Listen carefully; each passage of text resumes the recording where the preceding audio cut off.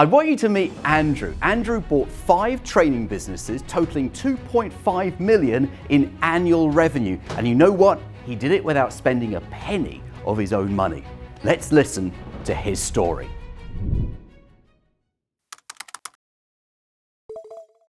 If you're serious about buying a business, then take my brand new, completely free training course. There's a link somewhere up here in the corner of the video. Click the link, take the course, and you could be buying a business in the next 100 days. Like this video, subscribe to the channel, tap the notifications bell, and you will receive a notification the next time I release a new video. Tell us a little bit about what you've done in the world of acquisitions in the last 15 to 18 months. Yeah, I worked out. I thought it was 18. Yeah. From now it is when we last met, before 15. Yeah. 18 months. Yeah. So tell us what you've done in the last year and a half. Cool. So we've acquired 5 businesses, and we've basically times our business by about 5 times. So we've gone from sort of $500,000 turnover, not really much growth. It's got sort of a business that simmered on the side because I had another core business that I was running, which we exited, turned the focus onto the training business, and 5 acquisitions. And they've grown, each one's grown bit by bit, in terms of we started with a really small deal, not intentionally, but just landed like that. And each one's got bigger and bigger and bigger. So did some of what I was saying earlier this morning resonate? Yes, definitely. Yes. It's got easier. And the last business we bought, it was double the size of our original business. So those kind of mindset things have been dealt with, and we want to do bigger still, because the ease of the latest deal was just so much simpler. Having a proper team in place, the management structure, all those things, where when we took over, it was so nice. Proper reports and accountancy systems and things that other businesses were lacking as we took them on. It was great. So again, just to do a sort of size comparison, it was from $500,000 annual revenue 18 months ago to 2.5 million currently. Yes, yeah. 5 deals got you there. First one, I think, actually was a tiddler, wasn't it? Oh, tiny. Yeah. Really. Do we want to talk about that one? We can, yeah. Tell us about the little one. A small training centre in Derby. It's a one-man band, husband and wife business. Had about 75,000 turnover, some okay profit. But it was a nice one just to get under our belts. And that really helped actually with the next letter campaign and everything like that, because we had then made a deal, and no one really looked at the size of the deal. It was peanuts that we paid for it, really. And it was just from someone that had ill health, that nothing serious, but just couldn't continue to run the training. They recommended someone to run the businesses, the centre, on a day-to-day basis and deliver that training. So we took over the business, hired the new person in, and we've since grown that team to a couple of trainers. We've now got some coverage if someone's ill, all that kind of stuff. So do you think, when you sort of reflect back on that, do you think that you started off with that as a sort of almost like a test of your I think ability to get a deal done? Yeah, we really wanted to get something in fairly quickly. After being on your mastermind, we went sort of heavy on the letters. So I think we sent about 4,000 out straight away. And that's one of the, speaking with the guys in the inner circle groups and things, everyone has had most success has been quite heavy on the letters. They've not just sent a couple of hundred and waited. They've been quite aggressive. So let me just put that a different way. The people with the most success are the people with the best deal flow. Yeah. The two things are linked. You might not agree with that, but the system works if you follow the system, and you've got to have that deal flow at the beginning. Definitely, yeah. And it wasn't just one deal we got from that first initial blast of letters either. I think we probably got 2 of the deals that we've done out of 5 from that first blast. It were timed quite differently, because one went away, came back, as they do, and it took a little bit of time. But we probably got 2 from that first round. Maybe 2 from the next. So what, number 1 and number 2? I can't remember whether it was from that blast or not, because I think number 1 actually called us quite a while after. The letters kind of land, and then it can be quite a while after. They sit on, I think with this particular couple, it was been on the fridge for a month or 2, and then they called. But it was a really quick deal in terms of we did it in 6 weeks, where another one might take them 3 months to do. Because all of ours, being in the training space, we're after the sort of core business, obviously, but the contracts that they have in terms of the apprenticeship budgets, the adult education budgets, they're government-funded contracts, we really want those. So we have to do share purchases. I was going to say, because of the nature of the type of business, it has to be a share purchase. Yeah. So your diligence is a little more, and your legal fees are a little higher. Yeah. But you have no choice. Yeah. Yeah. And we streamlined our due diligence now as well. So in the early days, we were asking so many questions. I think I can't remember where we got the list from. I think you've got some we added to it. And now we realise we don't actually look at some of the bits, or we're asking for it, it's not really important to us. So now we've kind of streamlined to some really core information that's less threatening to the person selling and less of a task. We always run it past our accountants in terms of the financial elements, but we tend to do it ourselves, the sort of core due diligence. I'm interrupting your video with a very important message. If you are watching a video like this, it's probably because you're serious about buying a business. But watching free videos on YouTube will only take you so far. You need to take the next step. And the next step is a link that's somewhere on the screen up at the top, which takes you through to our free video training. There's no cost whatsoever. You watch the free video training and that will give you some of the essential basics that you need. Now, if you get value from that, then I would invite you to be part of my next Fast Track program. Now, the Fast Track program has been running for a couple of years now. We've had nearly 3,000 people around the world on the Fast Track program, and it's a Zoom program that you can attend from anywhere. It's broadcast from my living room to your living room, where I will teach you what you need to know to go and buy your first business. And there's a Q&A section at the end of each of the training sessions, so you can ask me all of your questions. Now, if you get great value from that and you're really serious about buying a business, then there's my mastermind program, a 12-month program where we hold your hand through the business buying process so that you can buy your first company. And when you have, I'll invite you into our inner circle, which is exclusively for people who've bought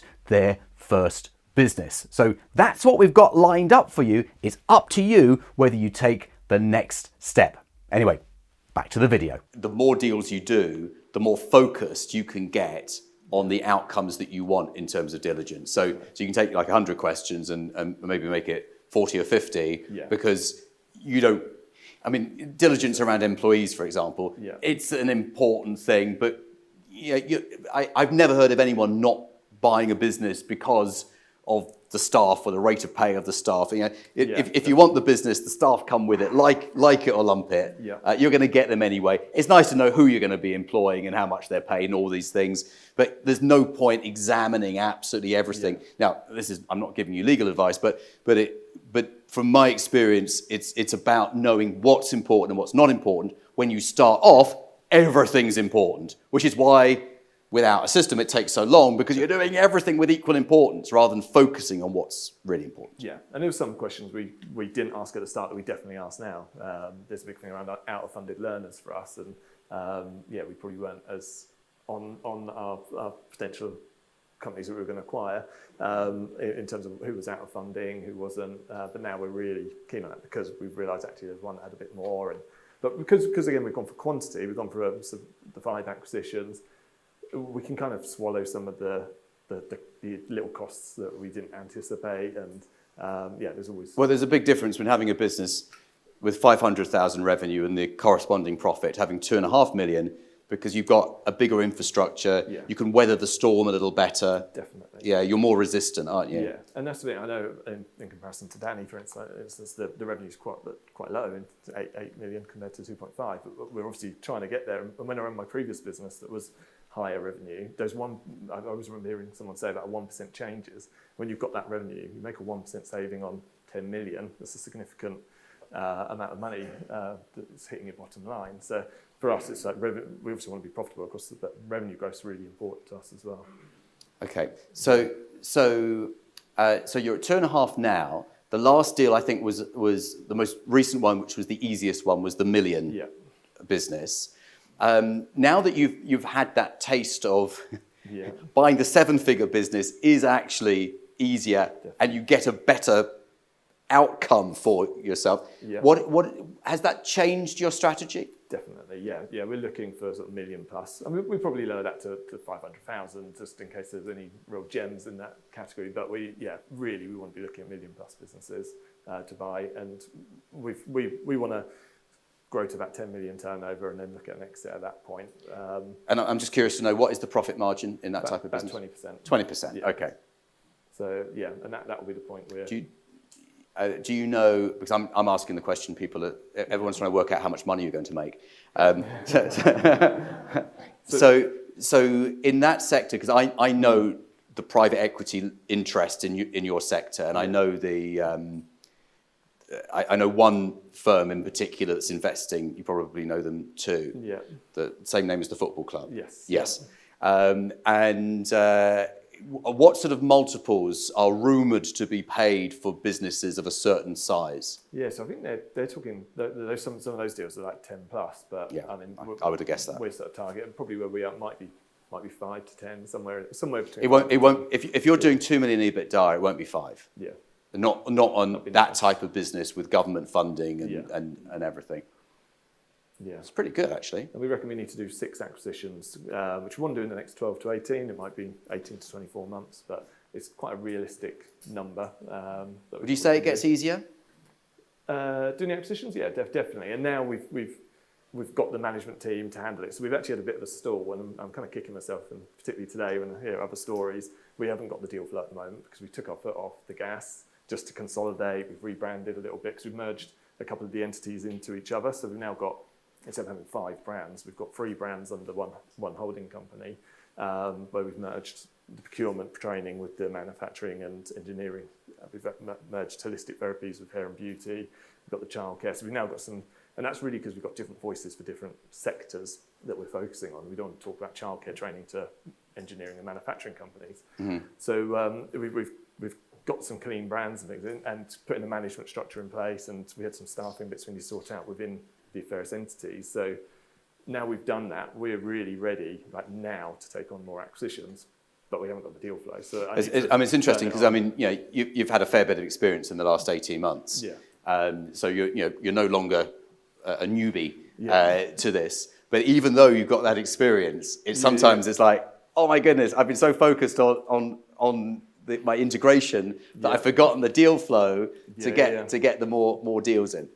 Yeah, definitely. And it takes an event like this to remind you, doesn't it? Yeah, exactly. And I'm not even in the day-to-day running of the business. So we've got an MD in place, which we've always had in place for this business, because I ran this business when I was running the childcare company. So we put an MD in early, which was great. And so I basically work on the acquisitions and hand them over to Charlotte, who does sort of the core integration, but I'm still involved in sort of, I've done the sort of acquisition part and then involved in some of the system and banking and other things. So with the most recent largest one, give us a timeline on finding out that it existed, to actually striking a deal, to completing the deal. Sorry for interrupting your video, but I wanted to introduce you to a great lawyer in the UK who can get your deals done for you. He's worked for 50 of my mastermind clients in the last few months alone. His name is John Andrews, and I've got his details right here in my little black book of contacts. You can phone him on 0345 241 2494, or you can email him on johnandrews.deallawyer@jmw.co.uk. If you want someone who can get a deal done, he is your guy. So let's get back to the video. When we get the call, when they call up from the letters, we probably try and get to kind of headline figures within 2 weeks, maybe no more than 2 meetings for sure. There might just be some follow-up questions, but really quickly we get to that, and we wouldn't spend an hour and a half in time to get to that point of deciding we're going to go forward. Then we just iron out the heads of terms within a meeting. Then we're straight into it. So it all depends on legals at that point. So we've done as quick as 6 weeks and as long as 3 months. We say as long as 3 months. I think most people would consider 3 months to be a norm, but I mean, we're all about speed, aren't we? Exactly. So interesting that this ties in so clearly with what Phil was saying earlier on today, It's about getting a deal done. It's not faffing around and going backwards and forwards. It's like saying, look, is this a business that I want to buy? Does it make sense? Can I finance it? Let's agree a deal. Shake, heads, do the deal. Yeah. So the people who always think they haven't got time to buy a business are the people who don't have a process to follow, a systemized process, and therefore, of course you don't have time because you're making it up as you go along. And that's what takes so long, is that spaghetti route to get there. Yeah, and I definitely wouldn't meet anyone on that first meeting. Like heads of terms, yes, but yeah, otherwise, it was Zoom or Teams meetings to get to that point. I don't want to drive 3 hours and 3 hours back just for that initial call, and I don't know if it's going to go. Oh anywhere. no. So, you mean the first time you have contact with them? Yeah, oh, absolutely not. No, no, absolutely not. You want to be speaking, if you've really got the deal flow going, you want to be speaking to 5, 6, 7, 8 people a day. If you are absolutely focused on doing this. I mean, if you want to buy one business, you can do it evenings and weekends. Yeah. But it's about efficiency of your time. And my favourite strategy is to get people to come to you. Yeah. Get people to come to you, do a meeting 9 o'clock, 12 o'clock, 3 o'clock. And then if someone cancels at the last minute or doesn't show, which doesn't happen very often, but maybe they do enough, there's always be someone who doesn't show. And you can just sit there with your laptop and do your work in the hotel reception, nice hotel reception, not a travel lodge, but a nice sort of, hotel that gives the right ambiance to the meeting, and just make the whole process efficient to save time. Yeah, definitely. Yeah. So lessons learned. So one thing was about finance. So we don't have the joy of having assets in the businesses we're acquiring, so we can't go down that asset finance route. So initially I was thinking, right, we can raise finance on the first acquisition, take it to the next. But then we ran into a few problems because a lot of lenders want you to have been a director of that company for a year. So we started to get a bit more creative. So we did lots of deferred consideration. So that really helped with spreading that payment out so we could then raise finance later. So we're doing the first round of finance after some of the ones have now been with us a year. And one of the deals, the biggest one, we actually asked the exiting owner to raise the finance prior to exit, make sure there's no PGs and any restrictions on that finance. And then they just left it in the bank. So we basically moved some money for a day and then moved it back out the next day. Just to pay him and then repay us. And clever strategy. Get the seller to raise the money that you're going to be giving them. Yeah. Get them to do it. Put the onus on them. Yeah, so that was one of the key things. Volume, and we learned something on every single deal. Has been slightly different, and we've learned. For instance, we've got better at trying to tie down to multiples in the pricing agreement rather than set a fixed price, which we were doing in the earlier stages based on the information. Because then it was harder to negotiate once we found those little issues in due diligence. We weren't able to go back and say, well, actually, that's affecting your profit. That's going to take it down by this. But where if you've got a clear mechanism for that, you can reduce that price quite easily. It's a good idea. Where did you get that idea from? but it works, right? Yeah, it really works. So everyone thinks you need to agree a price and heads of terms. You don't want to get the price wrong, and what if I overstate the price, then I've got to negotiate it later, and I wouldn't feel good about that. You don't have to agree a price to agree heads of terms on a deal. You can agree a mechanism for deciding on the price that you both agree. For example, we will pay you 3 times net profit. I always prefer that to 3 times EBITDA because it's a lesser number. 3 times net profit. And then we're going to figure out in diligence what the net profit is. But we've agreed the mechanism for calculating the price once we know something that you don't know because it's a small business and you don't run it very well. But we'll find out the true number during diligence. And it moves it along, doesn't it? Yeah, it really does, yeah. And there's always cost savings to find in there as well. Once you're actually in and running the business, there's always bits you can change and tweak and make better. Yeah. Anything else? I'd say finance is obviously key, volume, understanding the staffing arrangements and make sure you've got someone to actually run that business because, again, you don't want to get caught up in it. I think that's going to be vital to anyone, really. So you're not in that day-to-day. We're really lucky to have someone that can run it. But again, as we're getting the scale, we've now put in the management teams in place. So, yes, everyone now is going to be so much easier because we've got people ready for that oversight of the businesses. And we know what we're looking for, really, and how we want to structure We don't change too much too early as well. When we take over, we talked about rebranding. So we have, some of them have been with us nearly a year now. We have started to rebrand bits of them where they've gone into each other, but we didn't rush that. We stuck with the brand. And really the changes were more staff related, as in we don't want to go too fast with the staff, because they don't want to see where you think you might want to go in and make all this radical change and do this, that, and the other to improve it. They actually are more settled. Well, I've found if you put a new microwave in the staff room, they kick off. There's always you can make the change that you think improves things, and it creates a problem. Yeah. Let's give this man some applause. Thank you very much, Andrew. Well done. Well done.